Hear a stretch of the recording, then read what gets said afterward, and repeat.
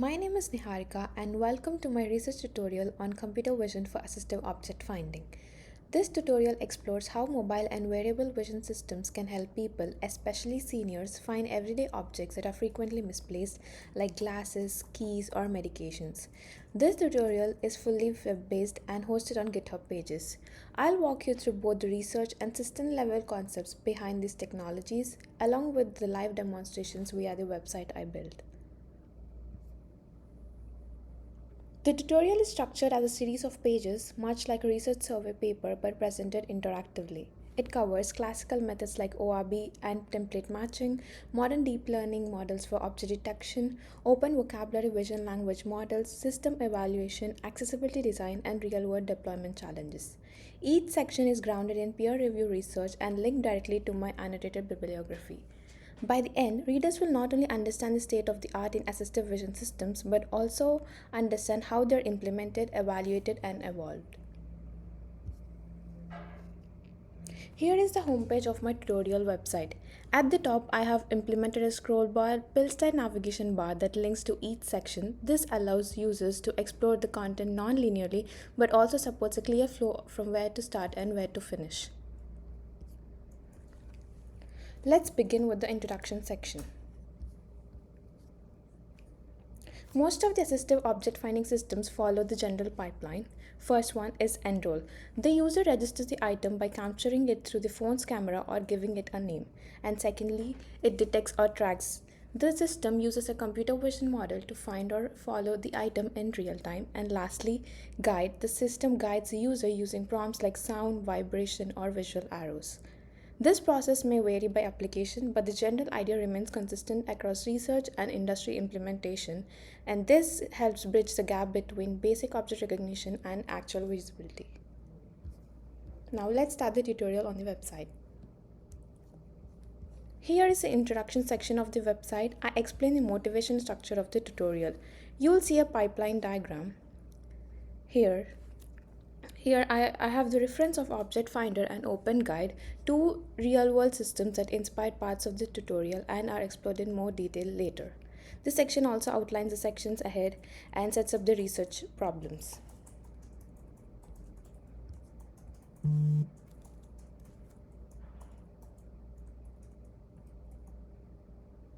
The tutorial is based on 5 modern peer-review research papers: a review of assistive vision systems, Object Finder, a smartphone-based real-time object search system for build users, Open Guide integrates indoor scene understanding with object retrieval, FUS 3D, a lightweight 3D detection and tracking system, and AED, Open Vocabulary Object Tracking Framework. These papers were selected for their relevance, novelty, and diversity of approach. Some focus on lightweight deployment, while others target on open-ended interaction.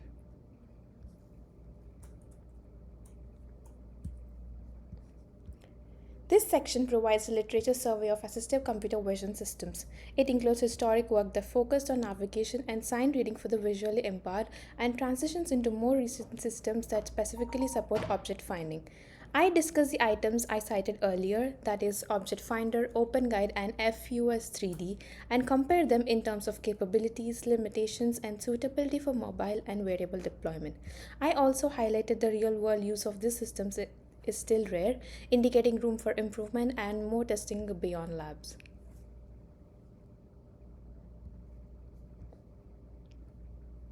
In this section, I explain how the ORB algorithm works. ORB stands for Oriented Fast and Rotated Brief. The ORB pipeline includes the following steps. Firstly, the key point detection. It is fast. The fast is used to detect corners, key points in the image. The orientation assignment, where each key point is assigned a rotation angle based on intensity centroid. Third, the descriptor computation. Brief is then used to generate binary descriptors, but these are also rotated based on the orientation step, which makes them rotate invariant. And lastly, matching. These descriptors can be matched across frames using Hamming distance. Well, here's the Python snippet I used in this site to have a better understanding of the algorithm. This technique is efficient, works well on resource-constrained devices, and doesn't require training, but it can fail with large-scale changes, accumulation, and the lighting differences. So this is also a comparison between the classical detection and also the models that are ongoing right now, such as deep learning detections. In the modern model section, I discuss mobile net and YOLO light for on-device interference, tracking by detection systems, visual learning models like CLIP and AED. I explain how lightweight models are deployed using TensorFlow Lite and how the device's interface helps maintain privacy. I also explain AED framework, which enables uh, class agnostic tracking, useful when the system must detect arbitrary objects used described objects. This is one of the algorithms that is used to tracking by detection pipelines used in the paper FUS3D.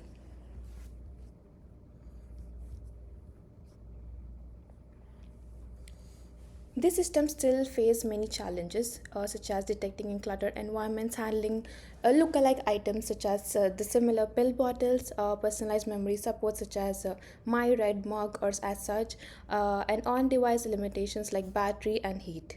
These are discussed in detail on the website along with visuals and real-world examples.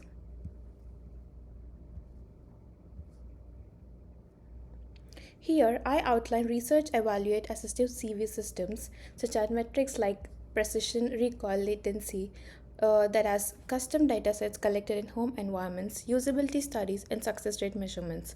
I explain how traditional benchmarks are insufficient and why real world evaluation matters a lot. I also touch on how the user feedback complements raw metrics. This page focuses on user interaction and accessibility.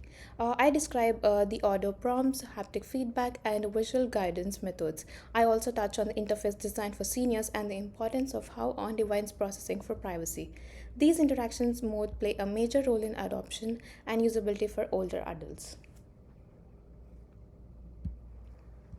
As I mentioned in the PPT earlier, this section presents the major challenges clutter scenes and occultation, similar looking items such as the similar pills, bottles, personalized and runtime issues on mobile hardware. Each challenge is supported by findings from the research paper. They reinforces why there is still no one size fits all the solutions. Here, I summarize the open challenges and future research directions such as context aware object research, memory adaptive system, scalable evaluation, and ethical system device. This closing section connects the technical work to real world needs and outlines where future contributions could have made the most impact. And then to add the interactivity, I built a 6 question quiz that reviews key topics from the tutorial that we have discussed earlier. It gives real-time feedback and a score. So let's just try answering the questions now.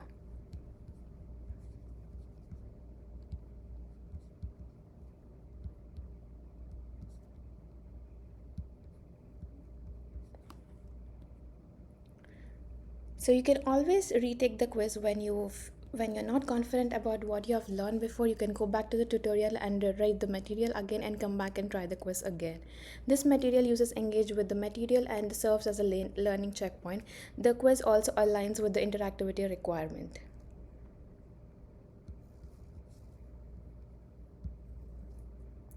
So finally, this page includes the annotated bibliography. Each entry includes full citation, paper links, summary of what it contributes, and a reliability rating out of 5. Every in-text reference such as a 2 or 5 is hyperlinked on this page. This helps ground the tutorial in actual research.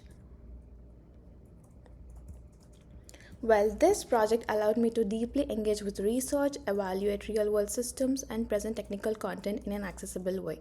By combining research, design, coding, and accessibility insights, I was able to explore not only how these systems work, but also how they can truly help people in everyday life. Thank you for watching. You can explore the tutorial on the GitHub pages, link shown on the screen.